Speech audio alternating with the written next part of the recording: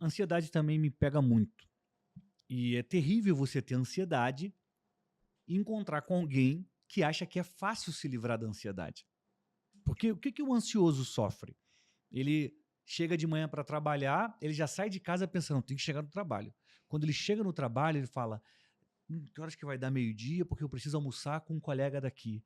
E aí ele vai para o almoço, então ele cumpre ali o papel da ansiedade, né, que estava esperando que acontecesse, acontece, mas quando ele chega no almoço, ele começa a pensar, 3 da tarde tem um coffee não sei aonde. E quando chega o coffee, ele fala, mas 18 horas é a hora de sair. E 20 horas tem um jogo, então tem um filme para assistir. O ansioso está sempre de olho no futuro. Só que ele está ali, no presente, preso, e ele não consegue lidar com isso. Né? Como que eu faço? Eu respiro fundo. Eu dou ordem para minha mente. Falo, calma, não é fácil. Eu sofro de ansiedade, às vezes eu vejo isso, às vezes isso reflete na forma como eu vou comer, mas às vezes até mais rapidamente eu respiro fundo, funciona muito comigo, e me conscientizo, eu falo, olha, Daniel, vai devagar, vive o momento, aproveita o estar aqui, porque senão você vai viver atropelando e não vai aproveitar nada. Como você lida? Como você bota um freio na sua ansiedade? E o que, que ela já te atrapalhou na vida? Um dos grandes e principais problemas da ansiedade é que ela faz a gente se preocupar com aquilo que não está no nosso controle. Uhum. Então, quando eu penso em cenários, em possibilidades, em situações que eu não tenho nenhuma capacidade de controlar ou de fazer algo para ajudar, isso me gera uma sensação de impotência, de paralisação, de angústia, de aflição. Então, todas as vezes em que eu começo a me sentir ansioso, seja por algum acontecimento que está por vir, seja por algum objetivo que eu estou tentando alcançar, e eu começo a perceber que essa ansiedade está tomando conta de mim, eu sempre me faço uma pergunta muito simples, que é: o que está no meu controle que eu posso fazer? E o que não está no meu controle, eu entrego. Aí vai da fé de cada um. Eu entrego para Deus e confio que Deus tem o melhor para mim. Muito bom. Mas tudo que está no meu controle, eu faço. Então, a ansiedade, como todas as outras emoções, é uma questão de você direcionar, porque ela é uma energia. Então, eu pego essa energia da ansiedade de ação que ela traz pra gente, muitas vezes é uma energia positiva, e me questiono, o que está no meu controle que eu posso fazer? E direciono a minha energia para isso. Muito bom, muito bom. Então são formas de você lidar com a ansiedade, que é uma emoção sabotadora.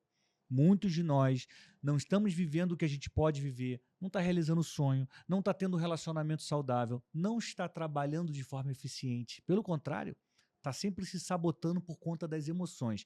Você é um cara que conversa com muitas pessoas na internet. Muitas pessoas te procuram por conta do Vida de Propósito, por conta do Encontra Sua, do seu programa de busca pela paz. E eu quero que você diga o seguinte: o que mais essas pessoas pedem quando te procuram?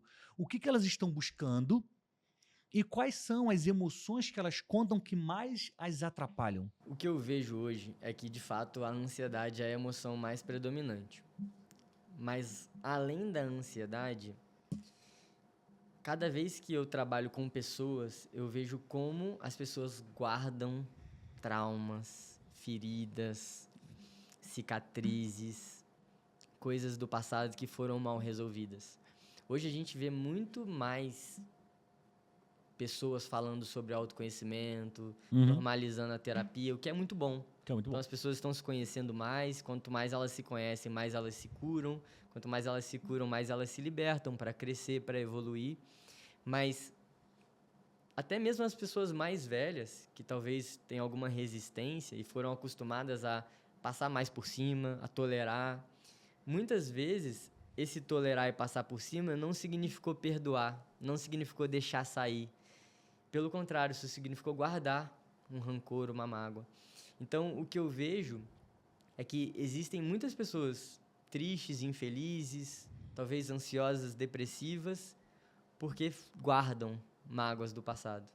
E é por isso que eu falo tanto que a gente precisa olhar para dentro, precisa se conhecer, precisa entender por que a gente fez as escolhas que a gente fez, por que a nossa vida foi como foi, por que a gente está onde a gente está nesse momento, porque isso pode trazer insumos e conhecimento para a gente entender o que aconteceu com a minha vida, sabe? Quais foram os momentos que me marcaram e que me fizeram ser como eu sou?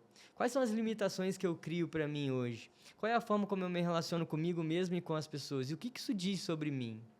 Isso faz sentido? Está alinhado com o meu propósito, com como eu quero ser com a minha vida? E se não estiver? De que forma eu posso mudar? Como eu desejo ser? Beleza, então eu quero ser assim, eu quero ser uma pessoa mais corajosa, eu quero ser uma pessoa mais amorosa e quero ser uma pessoa mais presente no momento. O que me impede de ser essa pessoa? Ah, eu não consigo ser corajoso porque quando eu era adolescente eu tentei fazer uma prova e não passei. E isso me gerou uma vergonha, isso me gerou um trauma e eu tenho medo de sentir essa vergonha de novo. Eu tenho medo de gerar essa vergonha para as pessoas. Então, uma coisa que aconteceu lá atrás e gerou um trauma, uma ferida, e hoje está te impedindo de ser como você quer ser. Então, o trabalho que eu faço, primeiro de tudo, comigo, é esse. Isso é fundamental. De olhar para o meu passado, me conhecer e me curar para eu poder me libertar. E assim, eu ajudo e ensino outras pessoas a fazerem o mesmo. Então, tem esse ponto do passado, de as pessoas guardarem mágoas, cicatrizes, feridas. E também tem do momento presente e do futuro. Por quê? Porque muito se fala sobre perdão, mas eu ainda vejo que pouco se pratica sobre perdão. E você viveu algo assim? Porque a gente que trabalha na internet procura contar histórias a partir daquilo que a gente viveu. Pelo menos é assim que eu te aconselho a você escolher um mentor, alguém que você vai acompanhar, alguém que passou por aquilo e fala sobre aquilo. Não alguém que lê um livro e agora é especialista em alguma coisa. Isso é furada. A pessoa que não é, no dia a dia, algo, não é nada da internet, a não ser um grande charlatão. Você tem uma história assim de trauma que você teve que se livrar e abandonar para perdoar, para curar alguma coisa, para fechar uma ferida emocional e crescer? Tenho algumas. Eu tenho uma história que eu costumo contar de quando eu era adolescente, tinha 15 anos, e eu tentei fazer uma prova de um concurso da aeronáutica, a EPICAR, Escola Preparatória de Cadetes do Ar, e cheguei a passar na prova, mas fui eliminado do processo porque no dia de fazer a matrícula eu esqueci minha identidade. E eles não aceitaram que eu levasse a identidade depois. E aquilo me acompanhou por anos, aquele trauma. Naquele dia, minha mãe falou pra mim que era o dia mais triste da vida dela. Porque era um sonho que estava se realizando, ela estava morrendo de orgulho do filho que tinha sido aprovado para estudar na aeronáutica. E por um erro bobo, eu esqueci a identidade e fui eliminado do processo. E por muito tempo eu carreguei aquela história falando pra mim mesmo que eu era irresponsável, que eu era avoado, que a minha cabeça estava no mundo da lua. Então, depois que eu entendi isso, que eu entendi como eu tinha medo de tentar novos movimentos, de dar passos, sair da minha zona de conforto, porque eu tinha medo de fracassar, de errar. Então, essa é uma história que eu precisei superar para conseguir tentar novas coisas. Porque eu conheço muita gente que é assim. A pessoa tenta uma coisa, fracassa e ela nunca mais tenta. Nunca mais tenta. Ela nunca mais dá um passo fora daquilo que é conhecido para ela, daquilo que é familiar. Por quê? Porque ela tem medo de sentir aquela mesma vergonha, aquela mesma sensação de fracasso que ela teve. Ela se esconde na zona de conforto, né? Então, esse é um ponto que eu tive meu comigo mesmo. Agora, tem um outro ponto que eu nunca falei publicamente sobre isso, mas eu falo muito sobre relações. E, pessoalmente, eu tive uma história de altos e baixos na minha vida, na minha relação com meu pai. Então, eu e meu pai, a gente sempre foi muito amigo, muito próximo, mas, ao mesmo tempo, sempre tivemos desentendimentos que nos afastaram em alguns momentos da nossa vida.